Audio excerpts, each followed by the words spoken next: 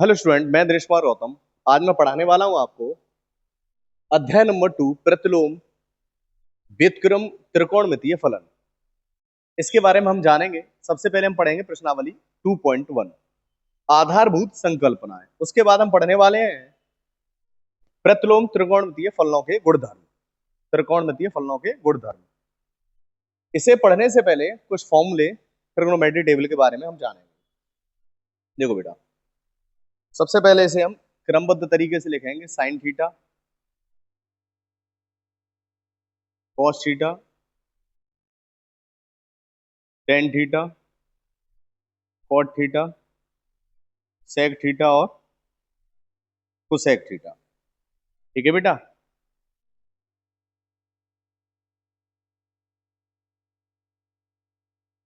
यहां पर 0 डिग्री, यहाँ 30 डिग्री, यहाँ 45 डिग्री, 60 डिग्री और 90 डिग्री। ठीक है, ये तो डिग्री में हो गया। अब इसे रेडियन में कैसे बदलते हैं? 0 का 0 होता है 30 डिग्री की वैल्यू होती है पाई/6, 45 का होता है बेटा पाई/4 और 60 का होता है पाई/3 और 90 का होता है पाई/2।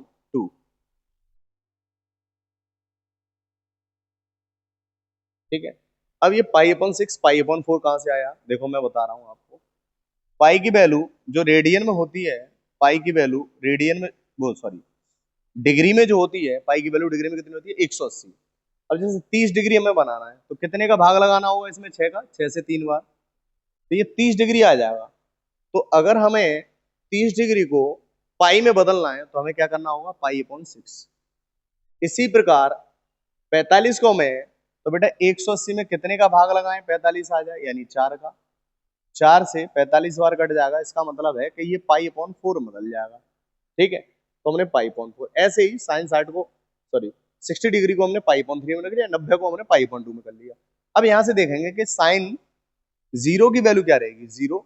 साइन 30 की वैल्यू कितनी होती है? 1/2, यानी पाई/6 की वैल्यू 1/2 होगी। 45 की वैल्यू यानी पाई/4 की वैल्यू 1/√2 होती है और इसकी √3/2 और यहाँ 1 होता है। इसी प्रकार कॉस की वैल्यू लेने के लिए, कॉस की वैल्यू निकालने के लिए हम साइन की वैल्यू को पलट देते हैं, यानी 1 इधर आ जाएगा, √3/2 इधर हो जाएगा। साइन 45 और कॉस 45 की वैल्यू सेम रहती है, यानी पाई/4 की वैल्यू सेम रहेगी। साइन 30 की जो वैल्यू होती है वो कॉस 60 की हो जाती है और 0 ये इधर आ जाता है। ठीक है, टेन के लिए बेटा, टेन के लिए साइन अपॉन कॉस ही तो होता है टेन का फॉर्मूला। तो 1 का डिवाइड देंगे तो 0 रहेगा, 2 से 2 कट जाएगा यानी 1/√3 हो जाएगा। ठीक है, 2 से 2 कट जाएगा तो 1 बचेगा, 2 से 2 कट जाएगा तो √3 बचेगा। 0 का डिवाइड जाता नहीं है, अपरिभाषित होता है, तो ये अपरिभाषित आ जाएगा। ठीक है, तो टेन 0 की वैल्यू 0, टेन पाई/6 की वैल्यू 1/3, 1/√3, टेन 45 की वैल्यू यानी पाई/4 की वैल्यू 1 और टेन 60 की वैल्यू यानी पाई/3 की वैल्यू कितनी हो जाएगी? √3 और टेन यानी पाई/2 की वैल्यू इन अपरिभाषित। टेन के लिए, टेन की वैल्यू जो होती है वो कॉट के लिए पलट देते हैं, इसे इधर ले आएंगे, ये वैल्यू इधर आ जाएगी, 1 ऐसे रहेगा, √3/2 इधर आ, √3 1/√3 इधर आ जाएगा और 0 इधर। सेक के लिए कॉस की वैल्यू पलट देते हैं, इस 1 को पलटेंगे तो 1 ही रहेगा, इसको ऊपर इसको नीचे करेंगे तो 2/√3 हो जाएगा, इसको ऊपर इसको नीचे करेंगे तो बेटा 2/1 हो जाएगा, 1 का नीचे कोई मतलब नहीं है, और ये हो जाएगा 2। ठीक है, और यहाँ क्या हो जाएगा बेटा? इस 0 को पलटाएंगे तो अपरिभाषित आएगा। सेक की वैल्यू जो होती है वो कोसेक के लिए पलट देते हैं, ये इधर आ जाएगा, 2 इधर, √2 ये, और ये इधर आ जाएगा और ये 1 इधर, ये वैल्यू हो गई। अब ये तो रही ट्रिग्नोमेट्री टेबल जो कि हमें रेडियन में बदलना था। कुछ फॉर्मूले और होते हैं, उसके बारे में हम जानेंगे। देखो, यहां भी क्रमबद्ध तरीके से लिखेंगे। साइन इनवर्स -x, इस -1 को हम इनवर्स बोलेंगे। क्या बोलेंगे? इनवर्स। साइन इनवर्स x, ये फर्स्ट हो गया, पहला फॉर्मूला हो गया। दूसरा क्या होता है बेटा? Cos inverse -x। तीसरा टेन इनवर्स -x। चौथा होगा कॉट इनवर्स -x। पांचवा सेक इनवर्स माइनस एक्स और छठवा कोसेक इनवर्स माइनस एक्स। देखो बेटा, प्लस की वैल्यू आएंगी जब हमें कोई दिक्कत नहीं होगी। जैसे मान लो कि साइन इनवर्स 1.2 आया, ठीक है, क्या आया बेटा, साइन इनवर्स 1.2। तो आपको अच्छे से पता है कि साइन इनवर्स यानी साइन में 1.2 कितने की वैल्यू होती है, 1.2 ये रहा, और ये होती है पाई अपॉन 6 की। किसकी होती है, तो हम यहां लिख देंगे साइन पाई अपॉन 6, यानी साइन पाई अपॉन 6 की वैल्यू होती है। इससे ये कट जाएगा तो कितना आया वैल्यू, पाई अपॉन 6 आया। क्या आया बेटा, पाई अपॉन 6। अब इससे ये कैसे कट जाएगा, यहाँ पे क्या है, साइन इनवर्स है ना, यानी पावर किसकी है, इसकी माइनस की है। इसे प्लस में बदलने के लिए आपको अपॉन में लेके आना होगा साइन को। अब ये अपॉन में रहेगा और ये ऊपर रहेगा, तो भाई साइन से साइन कट जाएगा ना, तो बचेगा क्या, पाई अपॉन 6 बचेगा। अगर ये नेगेटिव है तब क्या करेंगे, ऐसा पॉजिटिव में तो हम डायरेक्ट वैल्यू रख के काट देंगे, लेकिन नेगेटिव है तब क्या करेंगे। तो इस नेगेटिव के लिए मैंने ये बनाया है, यहाँ पे देखा है, तो इसे देखेंगे। देखो, साइन के लिए एक नंबर याद रखना बेटा, एक नंबर याद रखना 245। क्या नंबर याद रखना, 245 याद रखना, और ये क्रम से ही लिखना है आपको, ठीक है। 245 का मतलब पहला क्या है, देखो माइनस बाहर आ जाएगी और ये हो जाएगा साइन इनवर्स एक्स, ठीक है। क्या हो जाएगा, साइन इनवर्स एक्स, माइनस बाहर आ जाएगी, साइन इनवर्स एक्स हो जाएगा। ऐसे ही अब यहाँ पे क्या लिखा है मैंने, 245 यानी 1 2 2 आ गया ना इसमें, तो इसके लिए इसे कैसे बताएंगे, यहाँ लिखेंगे pi minus cos inverse x, ठीक है। 245 है, दूसरा ये है, तो कॉस इनवर्स को कैसे लिखेंगे, कॉस इनवर्स माइनस की वैल्यू है तो pi minus cos inverse x लिखेंगे। टेन इनवर्स के लिए हम माइनस बाहर आ जाएगा और ये हो जाएगा बेटा टेन इनवर्स एक्स। अब आ जाओ कॉट 45, यानी 4 आ गया, 245 है। कॉट इनवर्स को भी हम कॉस की तरह ही बदलेंगे, pi minus cot inverse x. 45 यानी 5 भी आ गया इसमें, 45 245 तो बोला ही था। सेक को भी हम कॉस और कॉट की तरह बदलेंगे, ये हो जाएगा सेक इनवर्स एक्स। अब कोसेक को हम माइनस बाहर आ जाएगा बेटा, कोसेक इनवर्स एक्स, ये ऐसे रहेगा, ठीक है। तो इस तरीके से ये याद कर लेना है, ठीक है, और ये वैल्यू तो याद रहनी चाहिए, तभी हम कर सकते हैं। अब अगले प्रश्न देखेंगे, क्या दे रखे हैं प्रश्न, देखो यहाँ पे दे रखा है साइन इनवर्स माइनस 1.2 दे रखा है। क्या दे रखा है बेटा, साइन इनवर्स माइनस 1.2 दे रखा है। तो सबसे पहले इसे मान लो, हमने थीटा बराबर क्या मान लिया, साइन इनवर्स माइनस 1.2 मान लिया, ठीक है। क्या मान लिया, तो माइनस कहाँ आ जाएगा बेटा, बाहर आ जाएगा, साइन इनवर्स कितना हो जाएगा, 1.2 हो जाएगा, ठीक है। अब एक देखो, इसे प्लस में बदलने के लिए अपॉन में लेके आना होगा, यानी साइन इनवर्स कहीं पर लिखा हुआ है, इसे प्लस में बदलने के लिए आपको साइन को नीचे लेके आना होगा। और इधर मैंने आपको थीटा माना, देखो थीटा माना है कि नहीं माना है, तो साइन का कहाँ मल्टीप्लाई हो जाएगा, यहाँ पे। तो साइन थीटा बराबर कितना हो जाएगा, ये वन, या ये वैल्यू बचेगी वो इधर बचेगी कि नहीं बचेगी, बचेगी ना, ठीक है। किधर बचेगी, यहाँ पे जो वैल्यू है, यहाँ पर जो वैल्यू है वो इधर बचेगी। तो इसी प्रकार से हम यहाँ पे देखेंगे कि मैं इसे अपॉन में लेके आऊंगा, अपॉन में लेके आऊंगा बेटा, अपॉन में लेके आऊंगा तो यहाँ पर मल्टीप्लाई हो जाएगा, तो ये हो जाएगा साइन थीटा बराबर में माइनस का 1.2 बचा। तो साइन थीटा बराबर, साइन में 1.2 कितने की वैल्यू होती है बेटा, साइन, देखो मैंने आपको अभी बताया था कि साइन में 1.2 कितने की वैल्यू होती है, पाई अपॉन 6, कितना होता है बेटा, पाई अपॉन 6। तो हम क्या लिख देंगे यहाँ पे, साइन पाई अपॉन 6 लिख देंगे। साइन से देखो माइनस लगा हुआ, माइनस लगा रहे हैं, तो साइन से साइन कट जाएगा, तो थीटा बराबर कितना आ जाएगा, पाई अपॉन 6। तो यही इसका मुख्य मान होगा, क्या होगा बेटा, मुख्य मान, थीटा बराबर पाई अपॉन 6, यही मुख्य मान होगा। तो इसी प्रकार यहाँ पे मान लेंगे थीटा बराबर क्या कर लेंगे बेटा, cos inverse under root 3 upon 2, under root 3 upon 2। अब आपको पता है कॉस को अपॉन में लेके आओ, कॉस का यहाँ मल्टीप्लाई करोगे, तो कॉस थीटा बराबर कितना हो जाएगा, अंडर रूट 3 अपॉन 2। अब कॉस में अंडर रूट 3 अपॉन 2 कितने की वैल्यू होती है, देखो मैंने यहाँ लिखा रखा है ना, अंडर रूट 3 अपॉन 2 कितने की वैल्यू होती है कॉस में, ये रहा, कॉस में अंडर रूट 3 अपॉन 2 कितने की होती है, 30 की। और 30 को हम क्या लिखते हैं, पाई अपॉन 6। क्या लिखते हैं बेटा, पाई अपॉन 6।